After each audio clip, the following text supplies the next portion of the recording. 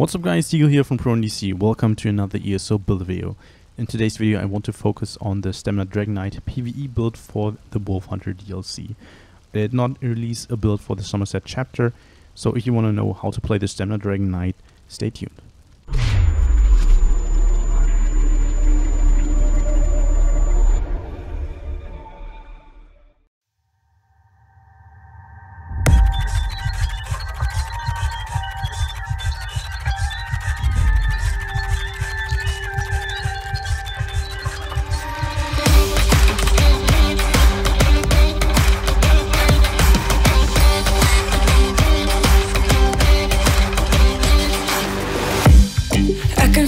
Pistol forming in my chest. I'm about to say some things that I regret. I've talked myself in circles all night long and sleep through the morning. Is it my fault? Is it my fault? Is it my fault? I can't keep these thoughts at rest. Is it my fault if I can't calm myself down? They won't let me take a breath.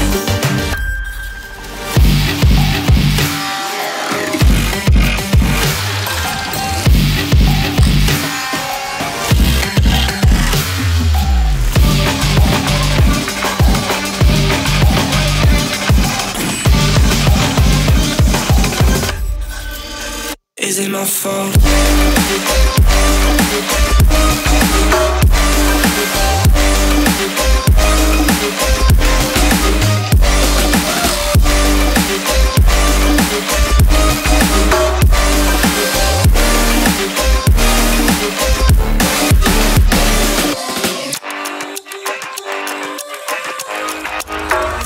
Is it my fault?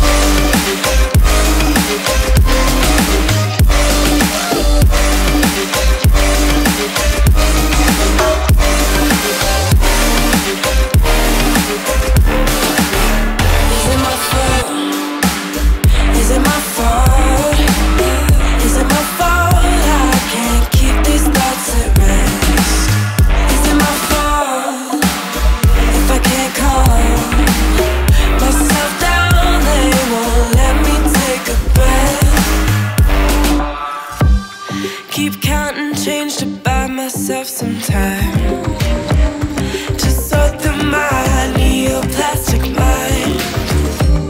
If I run away.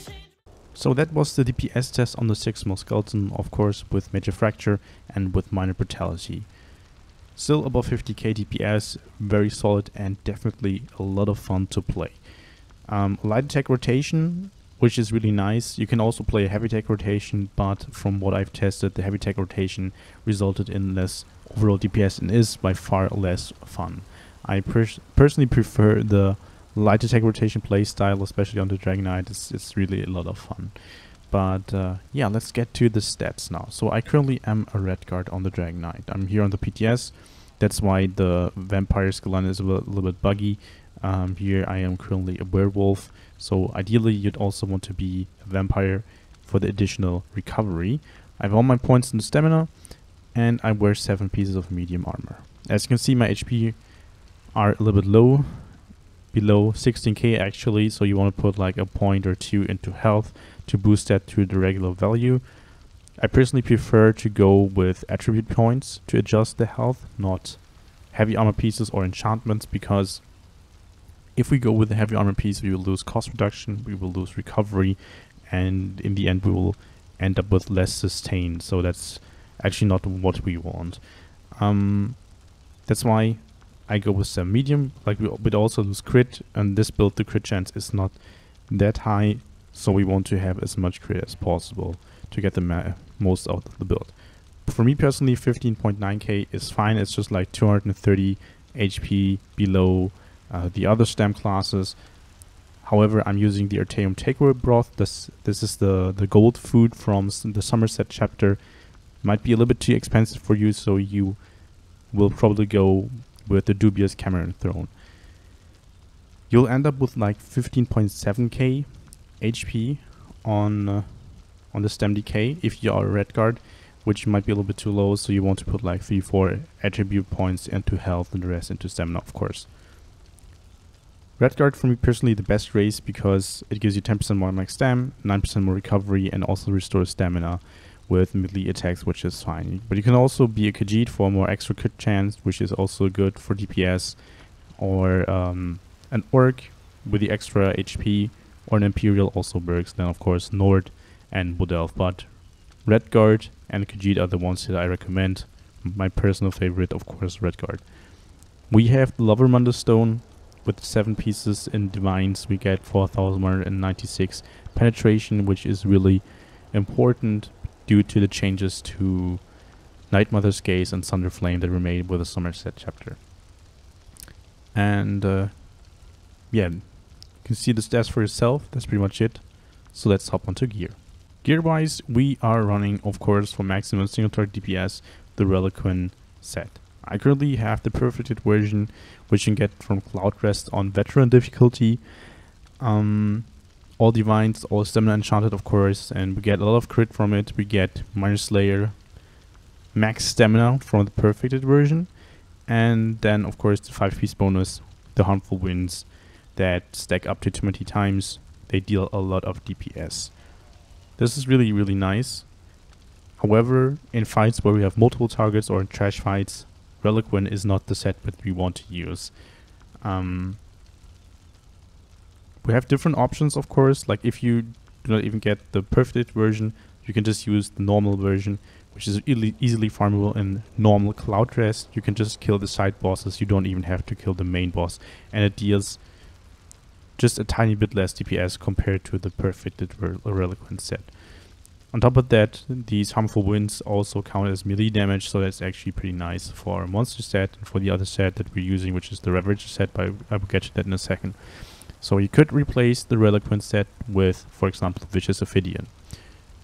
Vicious Ophidian will give you the same amount of crit, also Minor Slayer, weapon damage instead of max stam, and the 5-piece bonus will also give you 8% cost reduction, so that's really nice for sustain.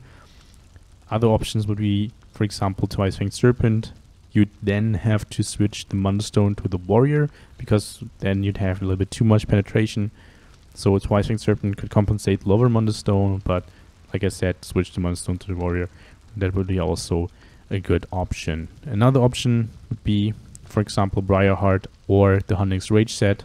Hunting's Rage being a craftable set, really, really easy to get. Like I said, the other 5-piece set that we use is the Ravager set. This is a heavy armor set, so we actually want to use the jewelry pieces and weapons. We can get it from PvP, Las Taros, I think it's in the southwest. In Cyrodiil, you can get it from the AP boxes. We get weapon crit, max health, weapon damage, and when we deal melee damage, we get an additional 645 weapon damage for 10 seconds with a 10-second cooldown. So it can basically have, like, theoretically have an uptime of 100%. Usually you're sitting around like 60 to 75% uptime. But it's still really good and a really strong set. Especially the max health is good because we use recovery food on the light check rotation. Otherwise we will not be able to sustain or have to do too many heavy attacks.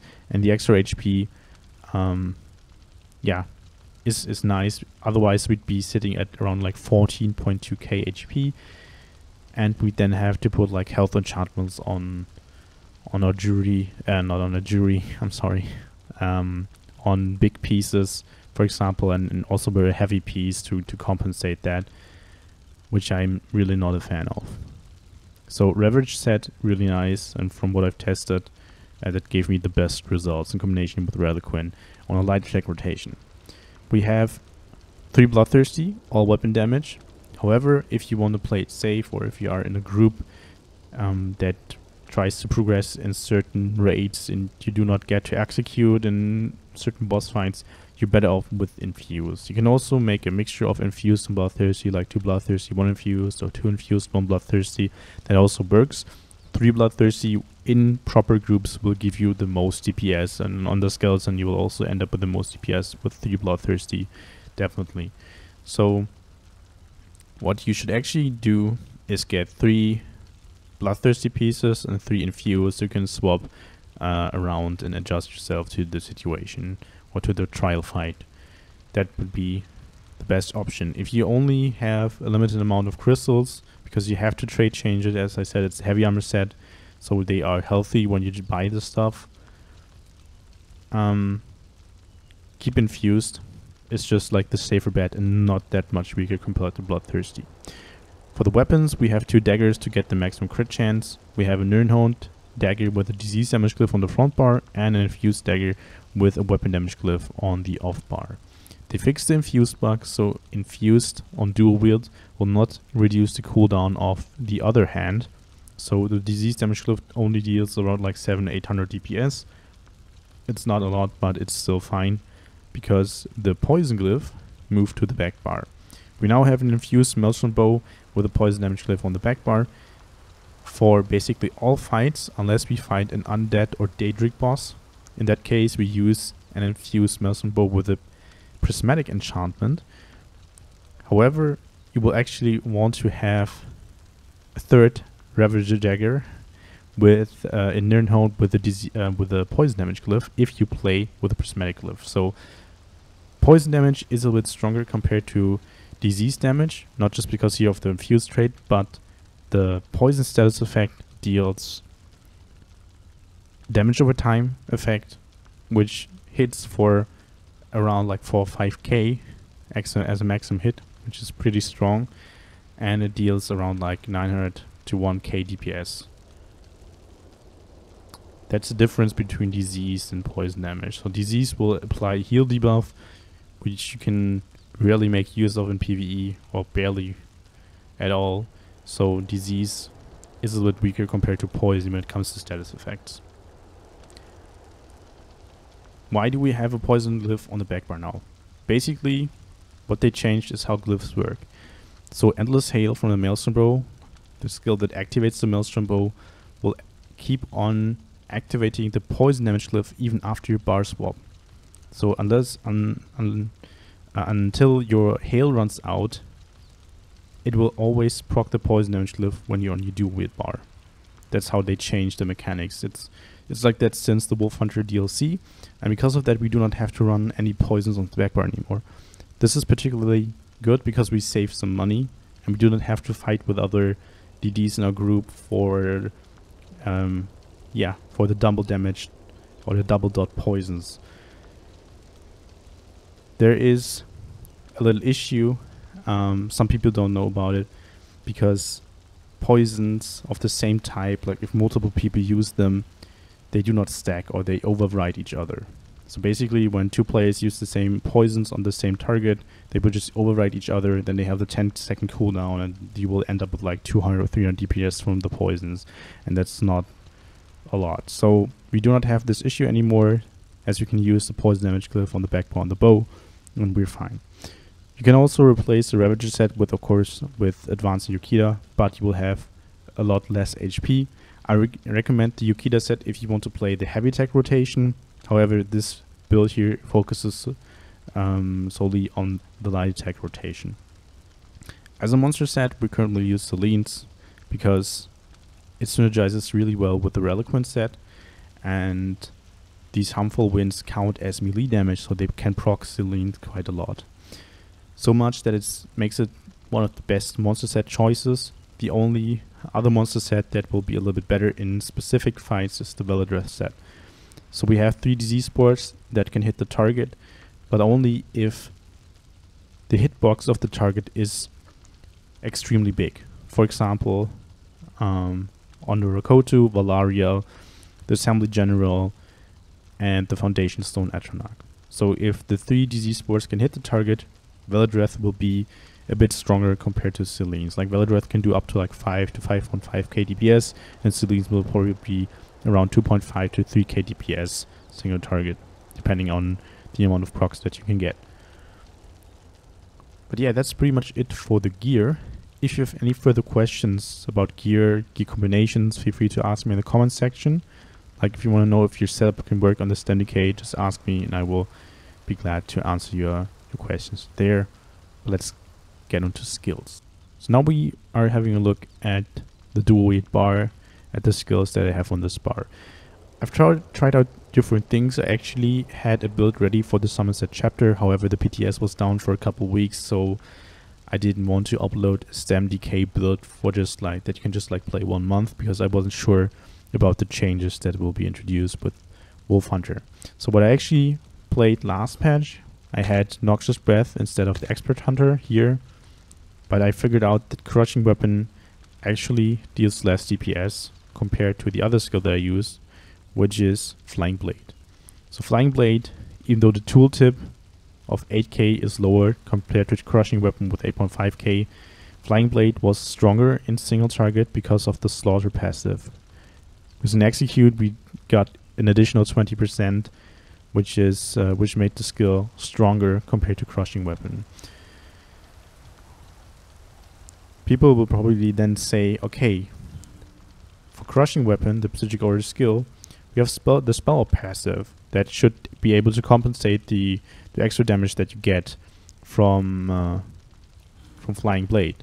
But unfortunately, because we have 3 dots on the back bar plus Rearming Trap and 3 dots on the back bar plus Flames of Oblivion, we end up not using the spell or passive a lot. Maybe like 1 time at the start and then 1 time in the Execute, so like 2 procs. Like in most DPS tests on the 6 skeleton, I got like 2 procs, maybe 3 at some points, dealt very little DPS. So what I did last patch, I went with Flying Blade. You can also go for Shrouded Daggers if you want more AoE. And especially if you're in console, you might want to stick with Flying Blade or Shrouded Daggers instead, because of the FPS issues of Crushing Weapon. Of the FPS issues of your console. So from what I've heard of some people, Crushing Weapon and Elemental Weapon, both morphs, are not very useful in trials because of the low FPS. Your light attacks won't go off, and then this skill won't deal any damage at all. So you want to use Flying Blade or Shrouded Daggers if you're on console and trial and you have really bad FPS. However, what I did this patch, what I tried out, was Crushing Weapon, and I removed Noxious Breath because I saw that the skill doesn't deal a lot of DPS. So I tried swapping it out and put in a fighter skill ability for the Slayer passive, and then I ended up with more DPS. Crushing Weapon also heals yourself and costs a little bit less stamina, which is nice. So for the skills, we have Crushing Weapon as a spammable weapon, a spammable skill, which we use when all our dots are active. So we have Rending Slashes as a single target dot, bleed damage, ignores resistances, which is pretty nice. Then we have Expert Hunter, like I said, for the Slayer passive for an additional weapon damage, and then we have Venomous Claw, also single target dot, extremely strong, gets stronger the longer it's active. And then we have Rearming Trap, also for the Slaughter passive, for the Slayer passive, I'm sorry, but primarily for the Minor Force passive, or the Minor Force buff. We get 10% additional crit damage, which is really important, so we want to have that buff active almost all the time. Then we have Flawless Dawnbreaker, the first ultimate. It gives us 5% weapon damage, only being slotted on the bar. Sorry. And an additional 3% because of the Slayer passive here. On the back bar, we have Standard of Might. It's really expensive ultimate. However, it boosts the damage that we deal by 15% and reduces the damage taken by 15%. So it's really, really nice. It lasts 17 seconds. So in fights where you have to move a lot, Standard of might not be the best choice. If that's the case, we swap to the Ballista single target ability that only lasts 5.2 seconds, or especially like in Halls of Fabrication for the third boss, we want to use Ballista because we only have like around like 12 to 15 seconds time that we can actually damage the boss. Then we have Razor Caltrops, Alliance War skill. We need around 200 Alliance points to activate Caltrops or unlock Caltrops, and it's a really good AoE skill. However, a little bit expensive with 3k stamina.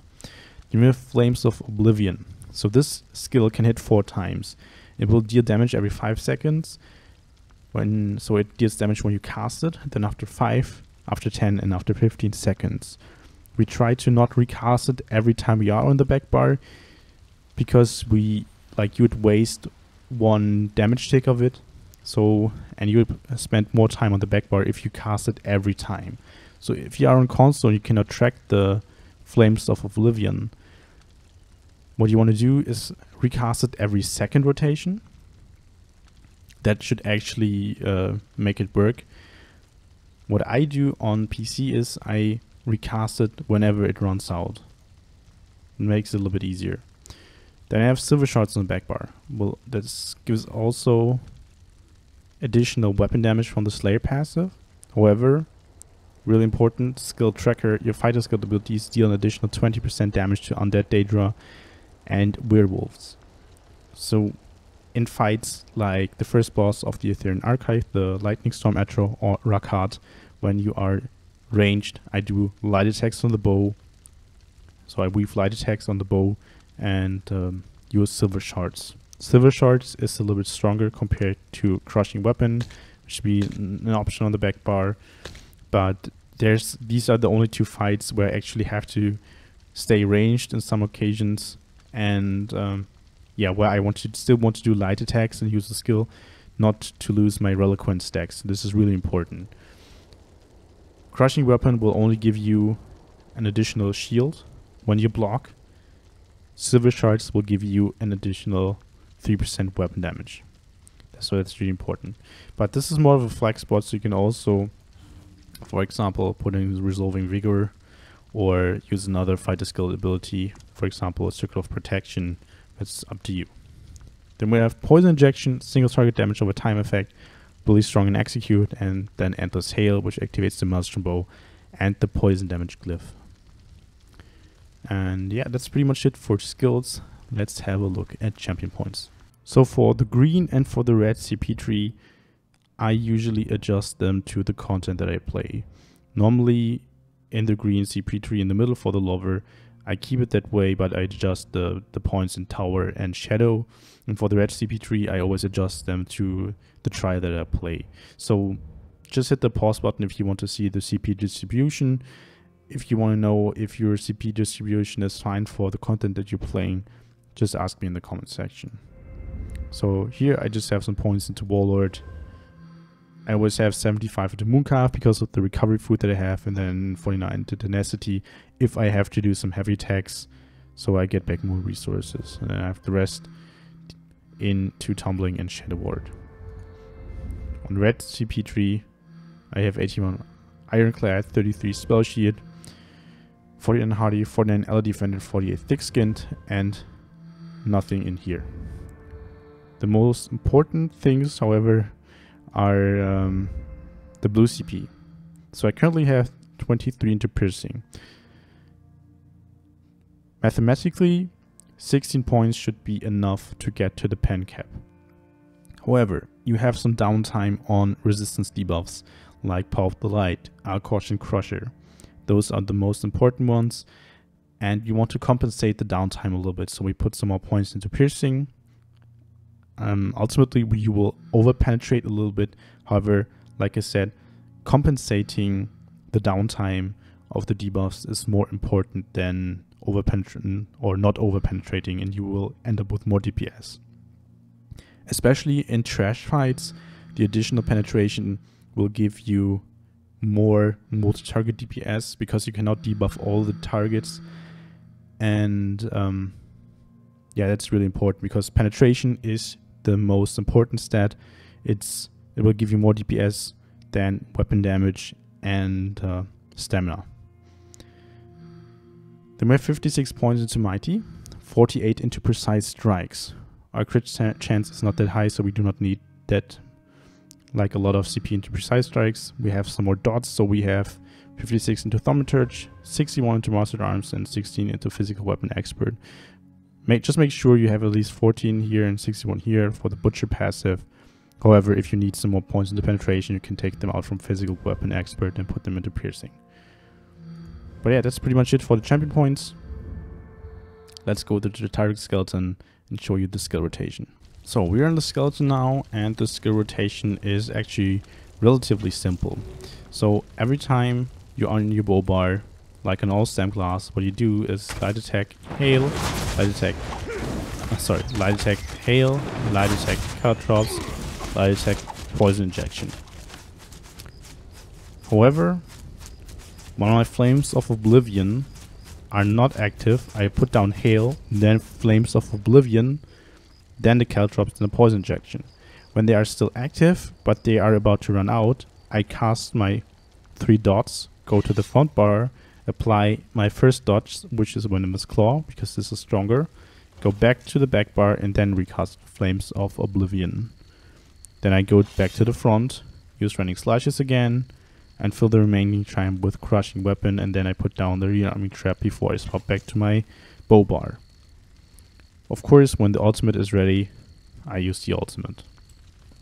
So basically, in a fight, it'll look like this. So I will just put down Trap now, light attack, hail, light attack, caltrops, light attack, poison injection, apply the dots with light attacks, and use Crushing Weapon until my hail hits 2 seconds. And then put down the trap. Flames of Oblivion are not active. So I cast them, then I cast the other dots.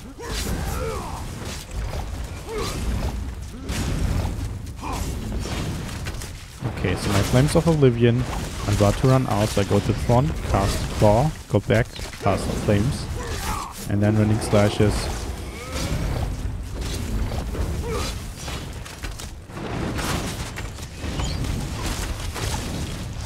That's pretty much it. Like I said, if you are on console, what you want to do is cast Flames of Oblivion basically every second time you're on the back bar. If you cast it every rotation, you will spend more time on the back bar, resulting in less Ravager uptime, and you will also use Crushing Weapon less, and then the spell or passive will deal less damage. So it's really, really important. But that's basically it. It's relatively simple. If you have any further questions, just ask me in the comment section, and I hope you liked the video. So if you did, make sure to hit the like button, and if you do not want to miss any more ESO content, just hit the sub button. I'd really appreciate it, and I hope you tune in next time too. So until then, bye bye.